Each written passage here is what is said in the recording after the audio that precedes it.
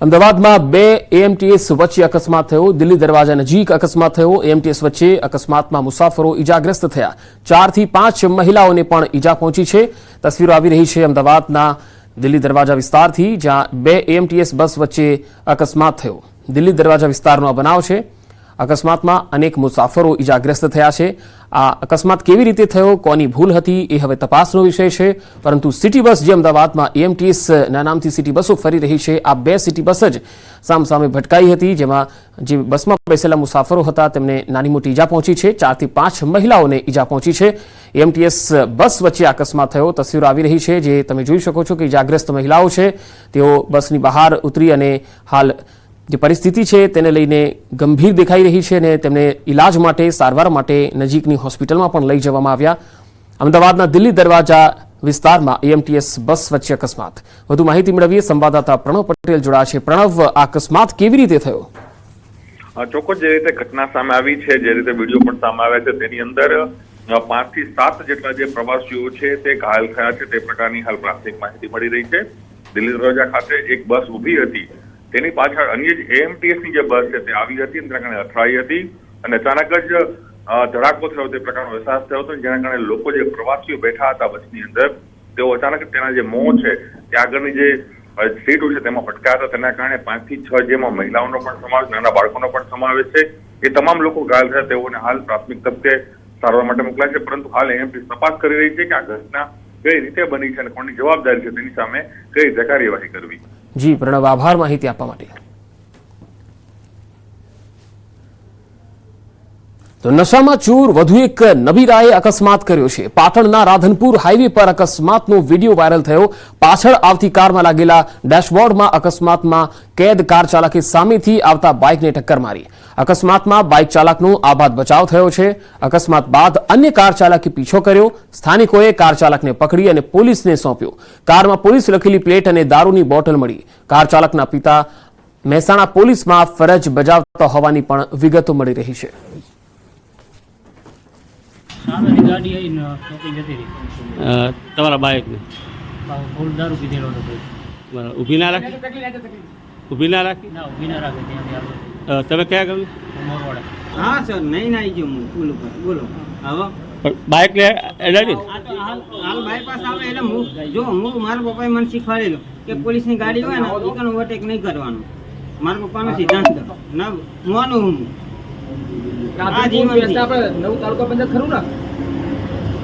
આજીવનથી મોનું હું।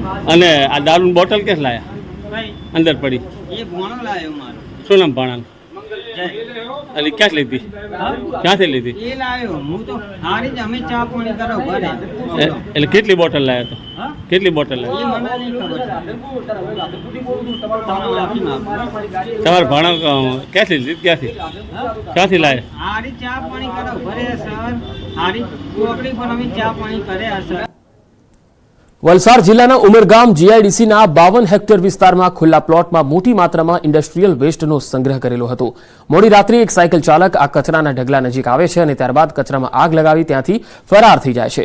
આ ઢગલામાં મોટી માત્રામાં કેમિકલ વેસ્ટ સહિત અન્ય પદાર્થો હોવાથી થોડી વારમાં આગ મોટું સ્વરૂપ ધારણ કરી લીધું।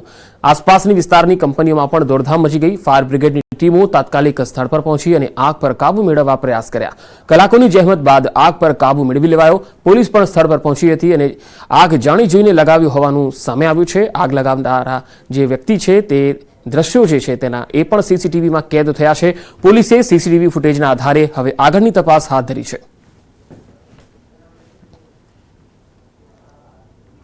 રાજકોટ મહાનગરપાલિકામાં પ્રાથમિક સુવિધાને લઈ તંત્ર સામે ભારે રોષ છે। શહેરની નેમિનાથ અને વિતરાગ સોસાયટીમાં ગટરની સાફ સફાઈ થતા નહીં અને તેના કારણે જૈન સાધ્વી અને મહાસતીજી દ્વારા ઉપવાસ કરવામાં આવ્યા, જેને લઈને ધારાસભ્ય દર્શિતા શાહ સહિત શહેર ભાજપ પ્રમુખ માધવ દવે સહિતના નેતાઓ સ્થળ પર દોડી આવ્યા। બાદમાં તાત્કાલિક અસરથી અરિહંત એપાર્ટમેન્ટની નજીક આવેલા વારંવાર ઉભરાતી ગટરનું નિરાકરણ લાવવામાં આવ્યું। સ્થાનિકો દ્વારા વારંવાર તંત્રને રજૂઆત કરવામાં આવી, છતાં સમસ્યાનો ઉકેલ નહોતો આવતો। ગત વર્ષે રાજકોટ શહેરમાં ગટરના ચોકઅપની અને ગટર ઉભરાવાની 2 લાખ જેટલી ફરિયાદ તંત્રને મળી, જ્યારે 40,000 ફરિયાદ કચરા સાફ સફાઈની નોંધાઈ હતી, પરંતુ તંત્ર દ્વારા કોઈ નિકાલ ન થતા સ્થાનિકોમાં ભારે રોષ જોવા મળ્યો। અહીંયા અમારે જો કોઈ વારવા વ્યવસ્થિત આવતું નથી. પછી આ અમારી શેરીમાં તો તમે જોવો ને તો કેટલા કચરા નાખી જાય છે બધાય, કોઈ લેવાય નથી આવતું. અને અમે ફરિયાદ કોને કરી શકીએ? જ્યારે બધાને મત જોતો હોય ને ત્યારે બધા આવે છે, બાકી કોઈ આવતું નથી. કચરો ઝાઝો હતો ચારે બાજુ, કાલે સાફ કરી ગયા એ લોકો. ગટર ઉભરાતી બેન છે સાચી. કેટલી વાર તમે ફરિયાદો કરી? ફરિયાદો તો મેં જ કરી, 3-4 વાર કરી. આમ તો કર્મચારીઓ છે એ પબ્લિકની વચ્ચે રહેનારા કર્મચારીઓ, કારણ કે પબ્લિકનું કામ સતત કરવું પડે સિટીના કર્મચારીઓએ, પણ એની થોડી ઘણી ગંભીરતા કે જે લોકોએ બેદરકારી રાખવી અને આ બધું કર્યું છે એને પણ અમે ઉપર રજૂઆત કરી છે.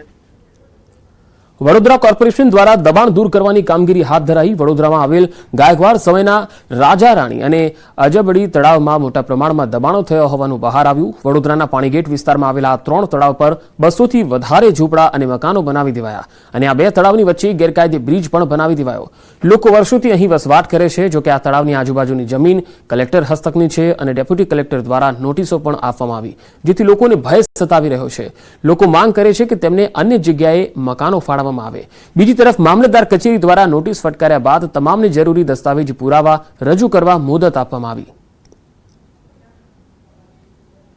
સરકારશ્રીની માલિકીની કહેવાય. રાજા રાણી તળાવ છે ત્યાં મકાનોના બાંધકામ થયેલા છે. અંદાજિત 174 જેટલી યાદી પ્રાપ્ત થઈ છે, એટલે વ્યક્તિઓને નોટિસ ઇસ્યુ કરવામાં આવેલી છે. આગામી સુનાવણી એની 12 તારીખ, 15 તારીખ, 19 તારીખ, 22 તારીખ, 26 તારીખ અને 29 તારીખે રાખેલી છે. વડોદરા શહેરમાં મહારાજા સયાજીરાવ ગાયકવાડના સમયના જેટલા તળાવો જે હતા, તમે જુઓ કે બધા તળાવો દટાઈ ગયા છે, પૂરાઈ ગયા છે, જેના કારણે વરસાદ જ્યારે પડતો હોય છે તો પાણી જવાની જગ્યા રહેતી નથી. આજે વિશ્વામિત્રી નદીમાં જે વરસાદનું પાણી જે લોકોના ઘરોમાં ગયા, લોકોને આટલું આર્થિક નુકસાન થયું. 1 વખતની, 2 વખતની, 3 વખત પૂર આવ્યા. વડોદરા આખું પાણીમાં ડૂબ્યું. એનું કારણ કે જે નરી આંખે જોઈ શકે એવા દબાણો વિશ્વામિત્રીના હોય, ભૂકીકાસના હોય, રૂપારેલકાસના હોય કે આ જે તળાવોના હોય, એ તમામ દબાણો દૂર થાય તો જ આ વડોદરા શહેરમાં આવનાર દિવસોમાં आ भविष्य में कोई मोटी मुसीबत आवे नहीं।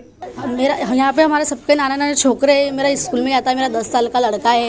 देखने जाएंगे तो बुजुर्ग लोग हैं, बहुत बीमार है, सीमार है, रोज के लाने रोज के खाने वाले हैं यहाँ पे लोग। यहाँ पे बहुत सब लोग हैं मांगने खाने वाले, सब मांग के ही खाते हैं यहाँ पे। कोई तो ऐसा है नहीं कि जो अमीर है कि तुम ही हमारे को तोड़ देंगे तो हम बाहर से घर लेंगे। हमारी इतना भी हैसियत नहीं है कि हम 50-60 हज़ार हमने पीछे साइड में नाखे है। 50-60 વર્ષથી અમે રહીએ છીએ। હવે મકાન તોડવાની નોટિસ આવી છે, હવે તોડીશું તો અમે જઈશું ક્યાં?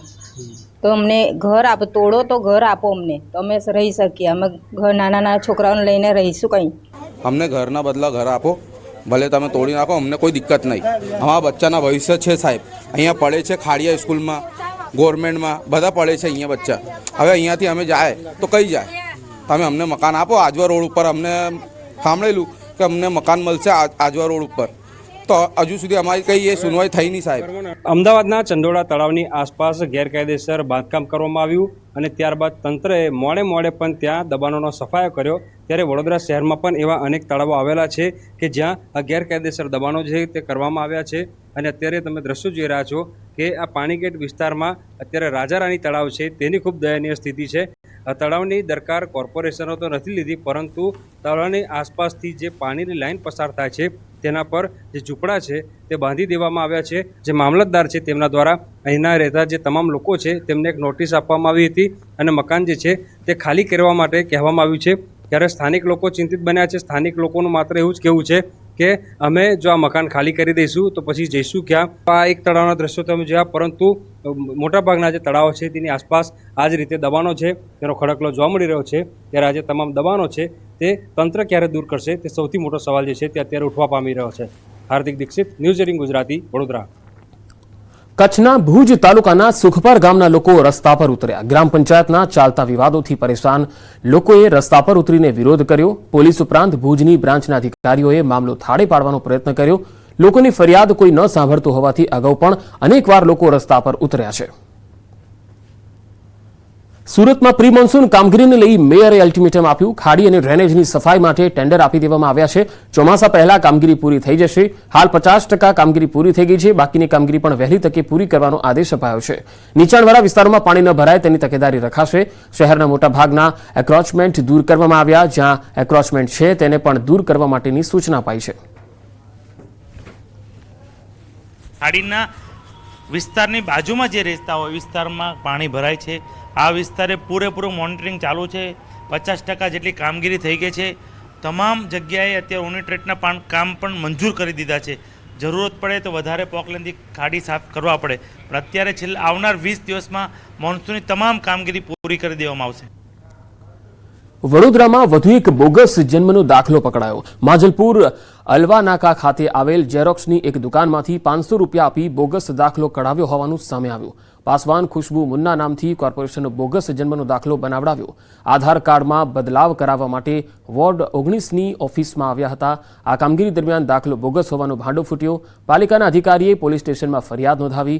ઉલ્લેખનીય છે કે 15 દિવસમાં બીજી વખત બોગસ જન્મનો દાખલો પકડાયો છે. હાલ પોલીસે બોગસ જન્મનો દાખલો બનાવનાર परिवार अटकायत करी पूछपरछ हाथ धरी है. ये हलवा नाका से बनाया था एक साइबर वाले के पास. क्या नाम है उसका? उसका नाम सर मेरे को पता नहीं. किससे गए थे? वो जैसे गया था, जैसे वो किसी ने बताया था कि वहाँ पे बनाता है, ठीक है, तो यही देख करके वहाँ पे गया था. अब ये तो सर तो वो तो जैसे हमारा बनाया तो कितने जनों का बनाया होगा. आज जैसे ये तो वडोदरा म्युनिसिपल कोर्पोरेशन लोगो એટલે વડોદરા મ્યુનિસિપલ કોર્પોરેશન દ્વારા રજૂ કરાયેલું એવું એમની રજૂઆત હતી, પણ આ વડોદરા કોર્પોરેશન દ્વારા રજૂ કરાયું નહોતું, કારણ કે એનું ફોર્મેટ ફિક્સ હોય છે જે એમને ખબર હોય છે. એટલે એના લીધે આ આખું થતું થયું. એટલે મેં તાત્કાલિક સતર્કતા દાખવી અને પોલીસને જાણ કરી. દાહોદમાં મનરેગા કૌભાંડમાં સૌથી મોટી કાર્યવાહી. મંત્રી બચુ ખાબડના પુત્રની ધરપકડ કરાઈ છે. બળવંત ખાબડની પોલીસે ધરપકડ કરી છે. મનરેગામાં 71 કરોડના કૌભાંડનો પર્દાફાશ થયો હતો. આ મામલે તેમના પુત્રની ધરપકડ કરી લેવાઈ છે. મંત્રી બચુ ખાબડના પુત્રની ધરપકડ કરાઈ છે. બળવંત ખાબડની પોલીસે ધરપકડ કરી લીધી છે. 71 કરોડના કૌભાંડનો પર્દાફાશ થયો હતો. તો મનરેગા કૌભાંડમાં મંત્રી બચુ ખાબડના પુત્રની ધરપકડ મામલે અમિત ચાવડાએ પ્રતિક્રિયા આપી. તેમણે કહ્યું છે કે મનરેગા યોજના ગરીબ લોકોને 100 દિવસ રોજગારી મળે તે માટે લાવવામાં આવી. સરકારે પ્રામાણિક અધિકારીઓની એસઆઈટીની રચના કરવી જોઈએ. સરકારે પ્રામાણિક નિષ્ઠાવાન અધિકારીઓની એસઆઈટી બનાવવી જોઈએ. દાહોદમાં જો તટસ્થ રીતે તપાસ થશે તો હજુ પણ મોટા માથાઓ આમાં પકડાશે અને 100 કરોડ નહીં 200 કરોડ કરતા વધારેનો ભ્રષ્ટાચાર બહાર આવવાનો છે. તો ગુજરાત કોંગ્રેસના પ્રવક્તા મનીષ દોશીએ નિવેદન આપતા કહ્યું છે કે 2 તાલુકામાં જ 70 કરોડનું કૌભાંડ છે તો અન્ય જિલ્લાઓમાં કેટલું કૌભાંડ હશે. માત્ર 2 તાલુકામાં 70 કરોડ રૂપિયા જેટલી માત્ર રકમ માત્ર કાગળ ઉપર કામગીરી, પણ આ કૌભાંડ 2 તાલુકામાં જો 70 કરોડનું હોય તો સમગ્ર દાહોદમાં 200 કરોડ આસપાસનું આ કૌભાંડ થાય. ગુજરાતના સામાન્ય નાગરિક, શ્રમિક નાગરિક, ખાસ કરીને ગરીબ નાગરિક પોતાના રોજગારનો અધિકાર છીનવી રહી છે. ગુજરાત યુનિવર્સિટીમાં NAACની ટીમ મુલાકાત સમયે ફરજ બજાવનારને રૂપિયા આપવાના મામલે રાજ્યપાલે શિક્ષણ વિભાગને તપાસના આદેશ આપ્યા. NAACની ટીમ આવી એ સમયે ફરજ બજાવનાર કર્મચારીઓને 50 લાખ રૂપિયા ઇનામમાં અપાયા હતા. ગુજરાત યુનિવર્સિટીના વિદ્યાર્થીઓના રૂપિયા અધ્યાપકોને ઇનામમાં અપાયા હોવાના NSUIએ આક્ષેપ કર્યા, જેને લઈ NSUIએ રાજ્યપાલને પત્ર લખી ફરિયાદ કરી હતી અને કહ્યું કે વિદ્યાર્થીઓના ફીના રૂપિયા પ્રોત્સાહન રૂપે ન આપી શકાય.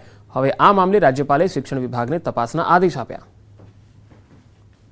ગુજરાત યુનિવર્સિટીનો હમણાં થોડા સમય અગાઉ નેકની ટીમ આવી હતી, ત્યારે જે અમુક અધિકારીઓ જે પોતાના જે કામ કરવાનો સમય હોય છે એ ટાઈમે જ કામ કર્યું છે, કોઈ વધારાનો ટાઈમ લઈને કામ કર્યું નથી. પરંતુ ગુજરાત યુનિવર્સિટીના કુલપતિ દ્વારા પોતાના માનીતા જે 5 અધિકારીઓ હતા એમણે જે નામ આપ્યા, એમણે જે નામ સૂચવ્યા, એ નામને 25,000થી લઈને 5 લાખ સુધીની જે બક્ષિસ રૂપે જે પૈસા આપી દેવામાં આવ્યા છે એ પૈસા વિદ્યાર્થીઓની ફીના પૈસા હતા. વડોદરાના ડેસરના મેરાકોવા દૂધ ઉત્પાદક મંડળીમાં લાખો રૂપિયાના કૌભાંડ મામલે ધારાસભ્ય કેતન ઇનામદારે મસમોટા કૌભાંડનો પર્દાફાશ કર્યો, જેમાં મૃતકોના ખાતામાં બારોબાર પૈસાની લેતી દેતી થતી હતી. મૃતક સભાસદોના પરિવારજનો ઉચાપતથી અજાણ હતા. પરિવારજનોનું કહેવું છે કે તેમની પાસે ઘરમાં દૂધ લાવવાના પણ પૈસા નથી. આ જ પરિવારજનોના ખાતામાં લાખોના ટ્રાન્ઝેક્શન થયેલા બતાવાય છે. ખાતામાં 3.76 લાખ જમા થયા અને બારોબાર ઉપડી પણ ગયા. જે રોજ માત્ર 1 લીટર દૂધ ભરે છે તેમના ખાતામાં 19.95 લાખ જમા થયા થયેલા જોવા મળે છે. હા, વર્ષથી ભેંસનું દૂધ ભરતી નથી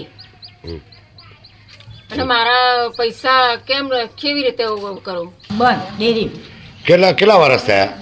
2 વર્ષ. 2 વર્ષથી દૂધ નહીં ભરતા અને ભેંસે નહીં?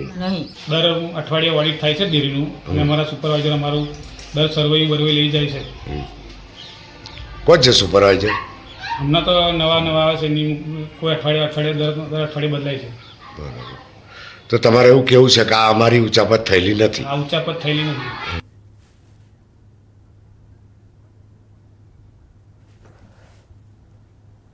અને હવે વાત કરીશું અમિત શાહની ગુજરાત મુલાકાતની.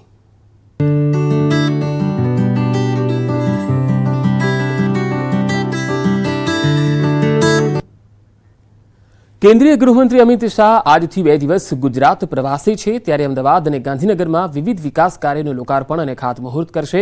કુલ 700 કરોડથી વધુના વિકાસ પ્રોજેક્ટોનું લોકાર્પણ અને ખાતમુહૂર્ત કરશે. ગાંધીનગર લોકસભા વિસ્તારમાં વિકાસ કાર્યોના લોકાર્પણ બાદ કોલવડા ખાતે જાહેર સભાને સંબોધન કરશે. જ્યારે 18 મેના રોજ અમિત શાહ અમદાવાદમાં વિવિધ ઇન્ફ્રાસ્ટ્રક્ચર પ્રોજેક્ટનું પણ ખાતમુહૂર્ત કરશે. સાથે જ પલ્લવ 4 રસ્તા ઓવરબ્રિજને જનતા માટે ખુલ્લો મૂકશે, જેને લઈ દરરોજ 1.5 લાખ વાહન ચાલકોને ટ્રાફિક સમસ્યાથી રાહત થશે. નારણપુરા ખાતે જાહેર સભાનું પણ સંબોધન છે. તો અમિત શાહ ગુજરાત પ્રવાસ દરમિયાન પ્રદેશ સંગઠનમાં મોટા ફેરફાર માટે કેટલીક મહત્વપૂર્ણ બેઠકો પણ કરશે. અમદાવાદના પલ્લવ બ્રિજનું લોકાર્પણ કરશે. 117 કરોડના ખર્ચે આ બ્રિજ તૈયાર થયો છે.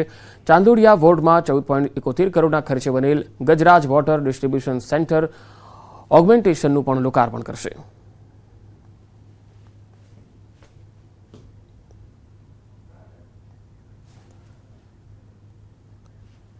કચ્છમાં ભૂવાના ધતિંગનો પર્દાફાશ થયો. વિજ્ઞાન જાથાએ આ ધતિંગનો પર્દાફાશ કર્યો છે.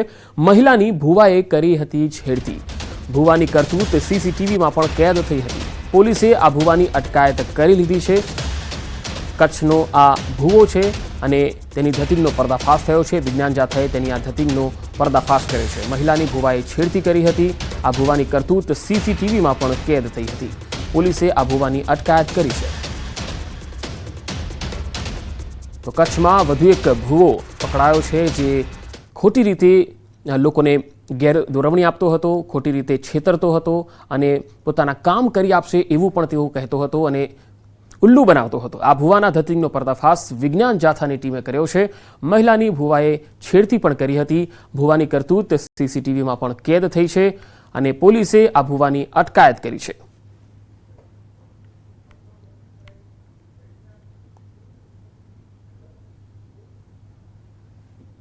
અવેજીમાં મેલડી માતાનું મઠ બનાવી છેલ્લા 20 વર્ષથી દોરા ધાગા લોકોના દુઃખ દર્દ મટાડવા, બીમારને સાજા કરવાના, રમેણીની અંદર ધૂણવાનું કામ અને ખાસ કરીને મહિલાઓને ટાર્ગેટ કરી અને છેડછાડ કરવાનું કામ કરતો ભૂવો રંગે હાથે ઝડપાઈ ગયેલ છે.